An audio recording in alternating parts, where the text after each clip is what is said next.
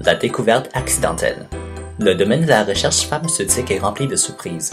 La pénicilline est un des médicaments découverts par accident qui révolutionne la thérapie contre les bactéries. De façon similaire, dans le développement des médicaments contre l'hypertension, certaines compagnies pharmaceutiques ont réussi à découvrir d'autres utilisations pour leurs fruits de recherche. Voici deux fameux exemples de ces médicaments.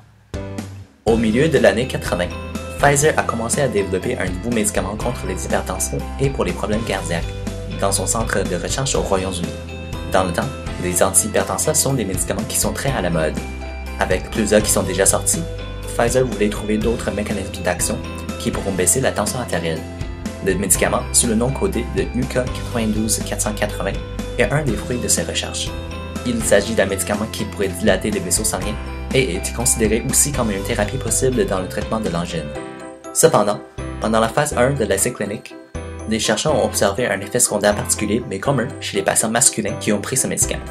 En effet, UK 92480, en même temps d'avoir des effets sur la tension et sur le cœur, causait aussi des érections chez les sujets.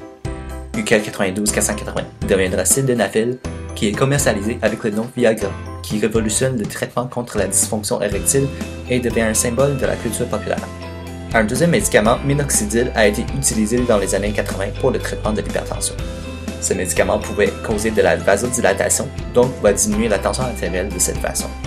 Cependant, pendant les essais cliniques, on a découvert un autre effet secondaire très commun avec ce médicament, l'hypertrichose. L'hypertrichose est le fait d'avoir des poussées de cheveux anormales sur le corps tant sur les hommes que sur les femmes. Donc, en 1988, la compagnie Pharmaceutique Upjohn a commercialisé une solution de minoxidil qu'on peut appliquer sur le cuir chevelu pour utiliser contre la perte de cheveux chez les hommes. Cette solution s'appellera Rogaine, qui est la première thérapie pour la perte de cheveux qui s'applique sur la peau. Voilà deux médicaments qui étaient découverts par accident. Le domaine de la recherche pharmaceutique n'est pas un domaine facile. Il faut être courageux et patient dans la recherche qui exige énormément de temps et de l'effort de la part des chercheurs. Même si ces médicaments sont des résultats des événements inattendus, il faut tout de même avoir mis l'effort nécessaire pour reconnaître ces accidents et pour apprécier ces surprises.